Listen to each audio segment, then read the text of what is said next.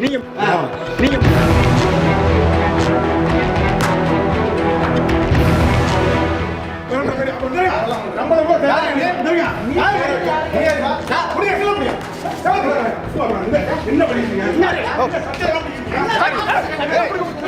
யார் யாரா நீ சட்டை பிடிக்க உனக்கு நாய்ச்சிருக்கு யார் நீ சட்டை பிடிக்க உனக்கு நாய்ச்சிருக்கு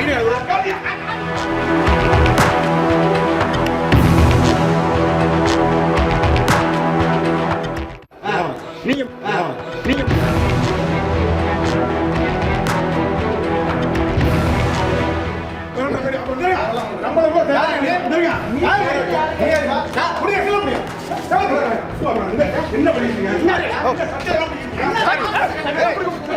யார் யாரா நீ சட்டை பிடிக்க உனக்கு நாய்ச்சிருக்கு யார் நீ சட்டை பிடிக்க உனக்கு நாய்ச்சிருக்கு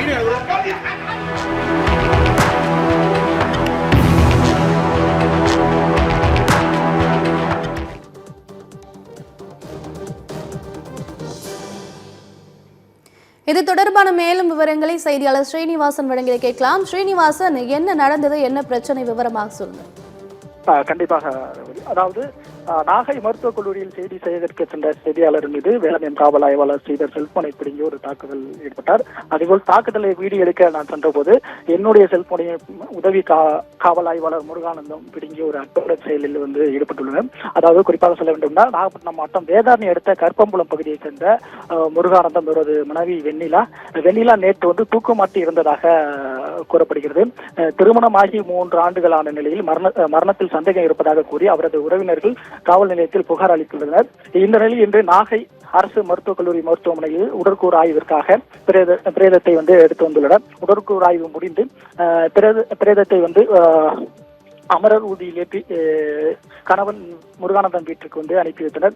இதனால் ஆத்திரமடைந்த பெண்ணின் உறவினர்கள் காவல்துறையினர் முறையான விசாரணை மேற்கொள்ள வேண்டும் என கூறி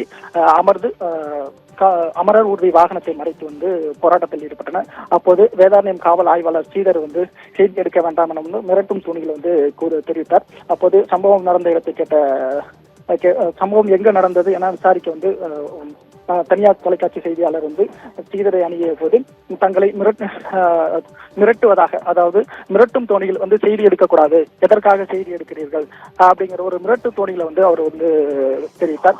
அங்கு ஏதோ ஒரு அசம்பாவியம் நடக்கிறது என சம்பவ இடத்திற்கு நாம் சென்று வீடியோ எடுக்க முயற்சித்த போது செல்போனை பிடுங்குங்கள் என சக காவலருடன் அவர் எச்சரிக்கை விடுத்தார்.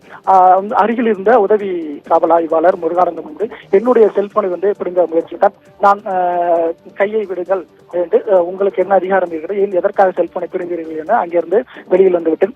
இந்த நிலையில் தனியார் தொலைக்காட்சி செய்தியாளரின் செல்போனை பிடுங்கி வைத்துக் கொண்டு செல்போனை தர மறுத்தனர். மீண்டும் போராட்டக்காரர்கள் அங்கிருந்த பொதுமக்கள் வாகனத்தை விட முடியாது என போராட்டத்தை தொடர்ந்து ஈடுபட்டனர். செல்போனை பிடுங்கி வைத்துக் கொண்டு போராட்டக்காரர்களை அப்புறப்படுத்திய பிறகு செல்போனை காவல்துறை வழங்கி ஒரு அட்டூழியத்தில் ஈடுபட்டுள்ளனர். இங்கிருந்த பொதுமக்கள் காவல்துறை தொடர்ச்சியாக இந்த கொலை வழக்கு என்ன சொல்லக்கூடிய சந்தேக சம்பந்தமான வழக்கில் காவல்துறையில் ஒரு அட்டூழியத்தில் ஈடுபடுவதாகவும் நியாயம் கிடைக்கவில்லை என ஒரு குற்றச்சாட்டை முன்வைத்துள்ளனர். அது மட்டுமில்லாமல் செய்தி சேகரிக்க வந்த செய்தியாளர்கள் செல்போனை பிடுங்கி காவல்துறையினர் அட்டூழியத்தில் ஈடுபடுவதாக, தங்களுக்கு எந்த வகையில் நியாயம் கிடைக்கும் என பொதுமக்கள் தங்களுடைய கோரிக்கையை பேட்டியாக தகவல் தெரிவித்துள்ளனர். விவரங்களுக்கு நன்றி ஸ்ரீனிவாசன்.